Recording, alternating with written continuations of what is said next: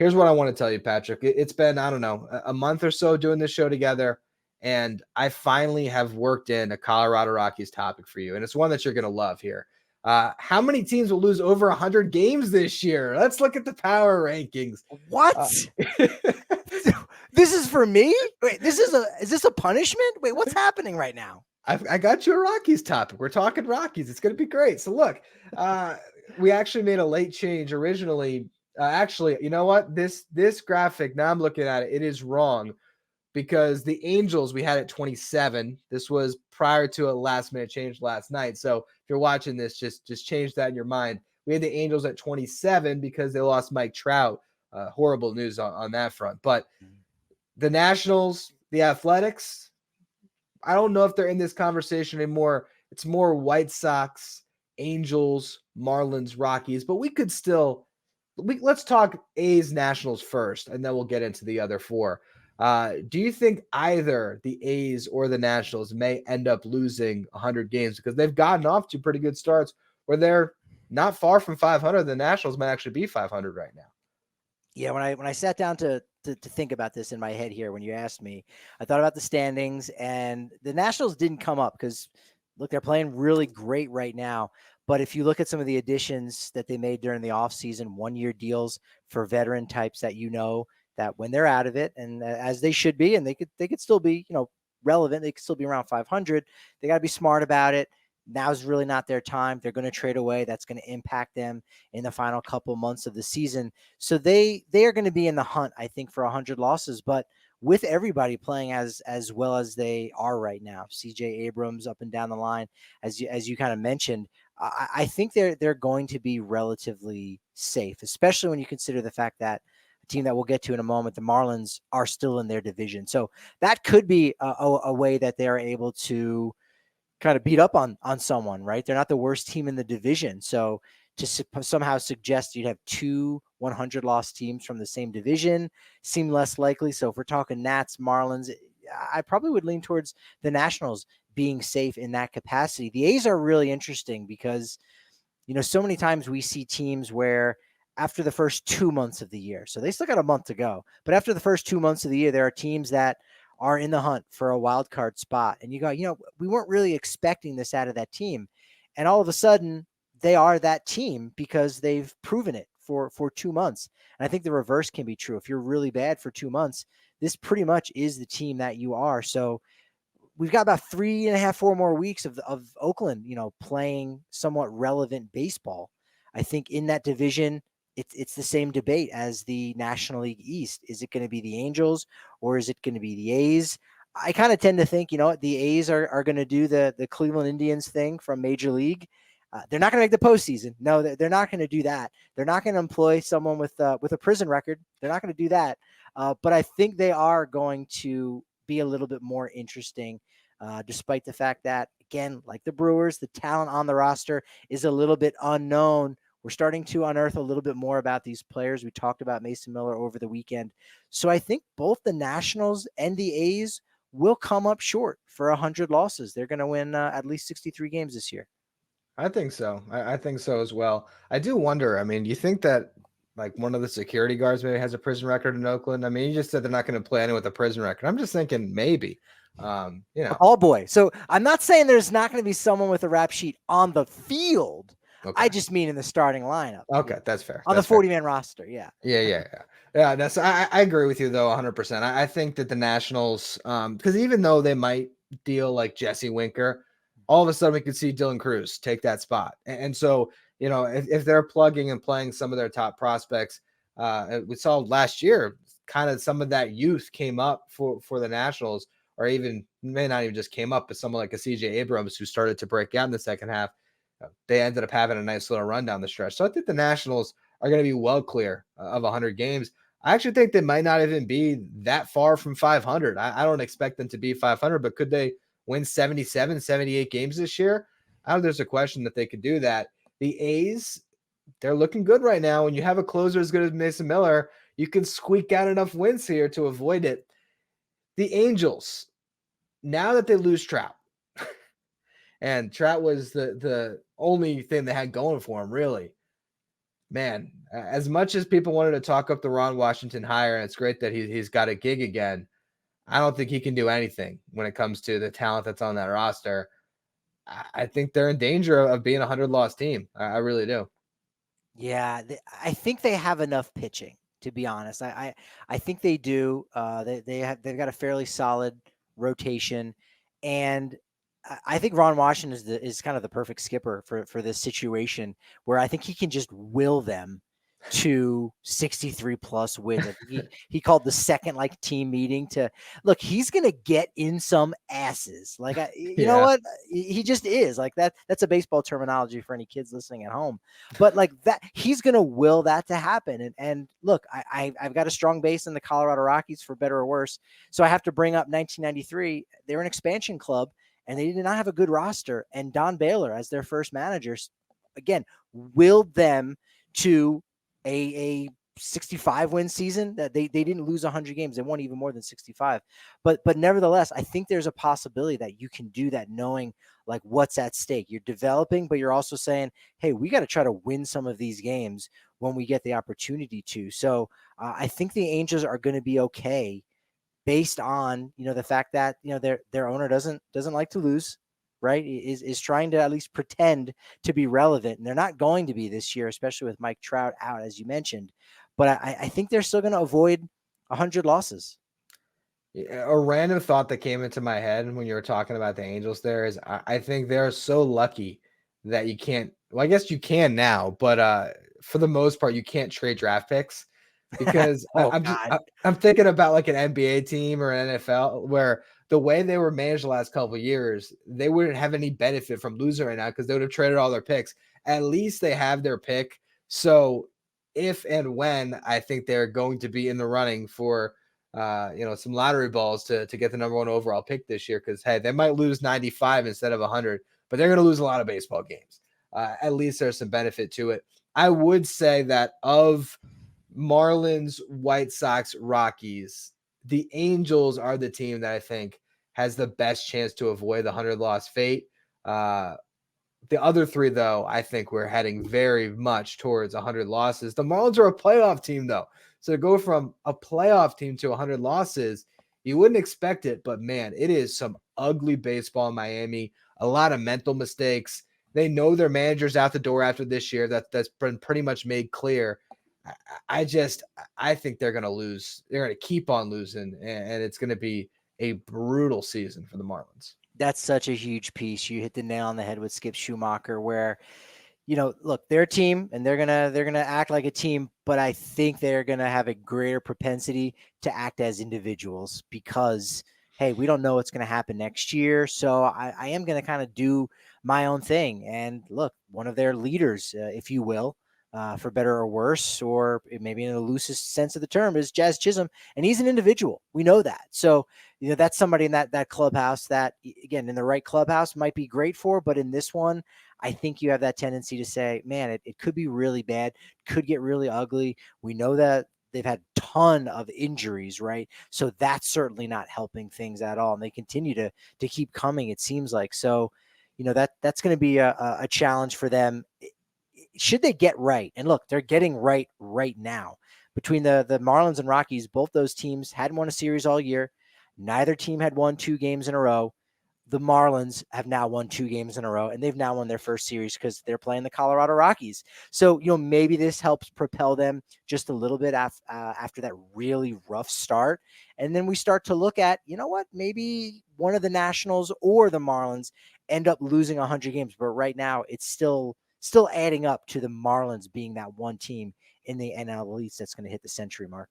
And the thing about the Marlins, too, is they don't have the top prospects that can come up. I mean, there's some arms like Max Mayer's now back down in the minor leagues, and he can come up and he can provide a lift at some point. But, they don't have guys that are going to come in to fill those spots when guys are inevitably moved. And they're going to move guys. Peter Bendix is going to sell everything he can at this deadline because he's clearly been given the green light to look at this as a long-term project. I mean, they are starting from the bottom. And in 5 years, maybe Peter Bendix looks like a genius. But right now, it's going to be a fire sale, which also makes it tougher on these guys if yeah, I gotta play my best brand of baseball for the first half so I can just get myself out of this horrible situation. That's not a great way to show up to the ballpark every day thinking about just improving your own personal stats, like you said, playing as an individual. So yeah, I think it's gonna continue to be bad. And then the little pieces that have done well, they're gonna be out the door come August 1st. What's interesting because with what you're saying about Peter Bendix, and yeah, you're right. You gotta trade some of these pieces off. They've got so many young players. They don't have a ton of expiring contracts. I think, taking the Rockies example, from last season, they did have a ton of guys on expiring contracts, and they made 5 trades to get rid of all those guys to get something for nothing, something that ultimately they hadn't done in the 2 previous trade deadlines, which is why the Rockies are in this predicament. But nevertheless, if you're going to the ballpark and look, Randall Grichuk's going to probably end up getting dealt, so I'm going to be okay here. It's going to create room for me as one of the younger guys, or Moustakas, CJ Crone, Brad Hand, Pierce Johnson. Those guys are the ones that are going to fall on the sword, for lack of a better term. They're going to get traded away. But when it's a clubhouse of similar dudes trying to establish themselves, hey, man, you could go or I could go. I don't know. I'm not safe. I'm still trying to establish myself. I'm still trying to be a big leaguer. I'm still trying to find my way. I could go just as easily as you. And Rockies at least had a little bit of advantage for those young guys coming to the ballpark every day. The Marlins definitely do not. Yeah, no, and it's just a really tough spot for all those guys, and they do have talented players. I mean, Luis Rise, Jake Berger, Josh Bell, those are the guys that I think might get moved. But if you're seeing like some really lackadaisical play from their younger guys who are trying to establish themselves, it's just not a team that has the messaging right now that seems to be pushing them towards fighting each and every day the way they did last year, where they were this scrappy, fun team with a lot of the same dudes. So I think they're going to lose 100. Now let's get to the other two. We'll go to your Rockies here. Can they avoid it? Can they avoid 2 in a row? Because they lost 100 last year, right? Yeah. They had never lost 100 games before in franchise history. I think the Angels are the only team now remaining that has never hit the century mark. And that was something that Colorado and their owner, Dick Monfort, was really proud of, and was somewhat of a saving grace to look and say, well, the team's never won. The NL West still hasn't. And it's only made 5 postseason appearances in 30 plus campaigns, but they never lost 100 games. There's a lot of almost whataboutism in Denver when it comes to the Rockies, usually by their front office, of there's always somebody that's in a worse predicament than them. And so as long as they're number 29, things aren't that bad. And they're 29 again, but they're very much number 30, right? The last year was their first year actually finishing dead last in the National League. And they're on pace right now to lose 124 games. They're not going to lose that many. They'll win more than 38, probably. But going back-to-back seasons, losing 100 plus games, keep laughing. Look, I'm say sorry. this. I'm sorry. It's just when you say that pace, it's crazy. Right? They're not even on pace to win 40 games. That's nuts. Ryan, they've won Nuts. 4. They've lost 4 games in a row against teams who had a winning percentage under 300. Right? The Astros It's hard to do. looked awful. They won 2 in Mexico City, destroyed the Rockies. They're playing in a ballpark with a higher elevation than Coors Field, and they can only manage 6 runs, 1 home run. They struck out 25 times. That's an area where they were really looking to try to make major improvements, and yet they finished April with the worst strikeout percentage in the history of their franchise after 1 month. So there's a lot of things going wrong, and they, similar to the Marlins, don't have any depth in the upper levels of the minors. They've got some double-A guys. They did just call up Jordan Beck, who did get 2 hits in his major league debut, something only 22 Rockies had ever done before. So that's an injection of life. But in general, they everything's going wrong for them. But it's also going to plan. This was sort of what they had expected. They didn't make many moves during the offseason. Sure, they got a little bit unlucky last year with the Tommy John injuries to Antonio Senzatella and Germán Marquez. But you had, again, an entire offseason to try to work around those guys. They've got about $75 million right now on the injured list between those 2 players and Chris Bryant and Kyle Freeland and Daniel Bard, who they paid $19 million to when they should have traded him at the 2022 deadline when his stock was incredibly high. But they they wanted a guy that wanted to stick around in Denver. They wanted a guy who could serve someone as a coach and be a veteran presence, for the young guys in that bullpen, rather than going out and getting somebody new that could do that exact same thing, plus gain the prospects you would have gotten in a trade for a Daniel Bard. So they've made this mess, and it's not going to get better, anytime soon. So 38 wins. Yeah, I would definitely take the over on that, but it's going to be a rough season. I'll say this, even bad baseball is good baseball. So I still love going to the ballpark every day.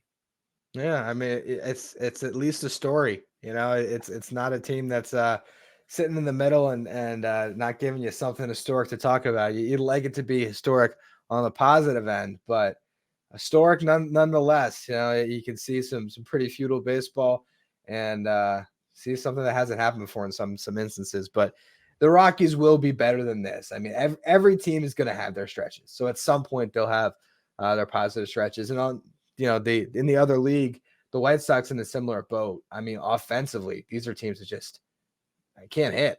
They just can't hit at all. I think Chicago at least has the farm system that might start to supplement them. I don't think it's going to get them to 63 wins. But if we see Colson Montgomery come up, they have some exciting pitching prospects we've already seen start to make their way up. So I think Chicago White Sox fans are at least sort of happy with the franchise's direction, because I know we have a couple on the staff that are happy with the process and all the trades that were made to rebuild the farm, and they're watching a lot more minor league baseball than Major League Baseball this year. But there's no doubt they're going to lose 100 games in my eyes. Yeah, that's maybe the saving grace for a franchise like the White Sox, where this is kind of part of the plan, right? With a new regime and Chris Getz running the show there, and the high draft pick that comes along with that. Which, again, because of the new CBA and with the draft lottery, you can really only do that 2 years in a row before you're immediately dropped back to the 11th pick. So, yeah, I think that can be somewhat of a saving grace for the White Sox, who they're going to win their share of games, right? They just swept the Tampa Bay Rays, who have the same record as the Oakland A's. We're not talking about them as losing 100 games. I think it could be in the cards, but again, you've got enough faith that a team like Tampa is going to work things out and at least be somewhat around 500, even in a worst case scenario. But yeah, the White Sox, they're going to win their share of games, so that we're really not in danger of seeing like the 1962 New York Mets. Like that's not going to be the case. And I really think that we're only going to have 3 100 loss teams, which I think we only had 3 last year. And so as hyperbolic as it might seem to be when you see some really bad play from no less than about 6 teams that we've talked about, I think it's 100, or rather 3 100 loss teams is probably where we're headed to, which if you ask some old timers, that is far too many than what we've probably seen in the past.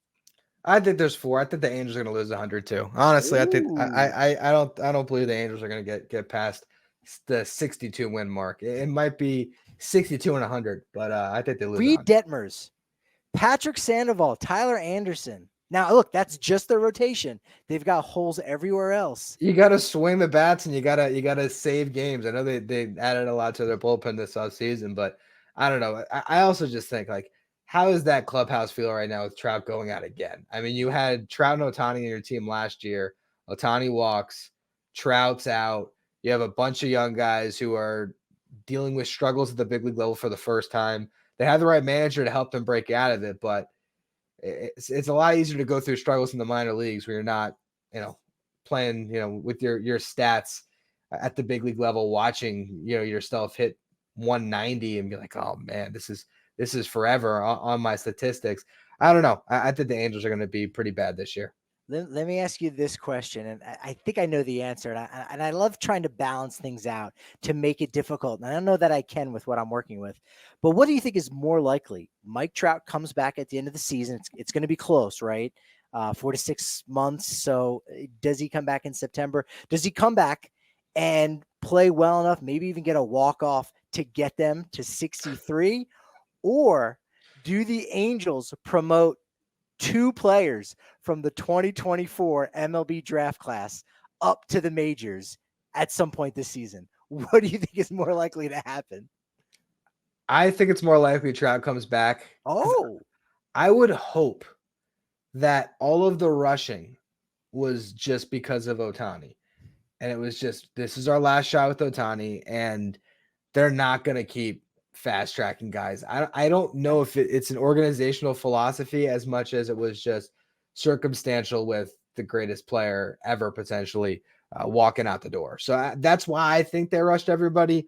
But I wouldn't be surprised if either happens. I would just say there is a chance that Mike Trout comes back and hits 10 home runs in September, and the 10th one gives them their 63rd win. There is the possibility. I don't think in a season where you might be barreling towards 100 losses, you're rushing up a first-round pick, but you can't count out the Angels from doing that. And on deck behind Trout after he hits that walk-off in game 162, Travis Pizzana. So maybe it could happen. See, I thought I was going to have to bump it up and say 3 guys they promoted from the draft class to the majors. But you know what? That makes sense. That rushing kind of came out of, hey, let's get Otani and Trout to the postseason. If I moved it back to 1, are you still taking Trout in September? It's the Angels. I don't know. It would have got a lot tougher. I think I'd still, stand on the basic premise of my point that they shouldn't be fast track guys for a 100 loss team. I mean, come on, let these guys develop the right way.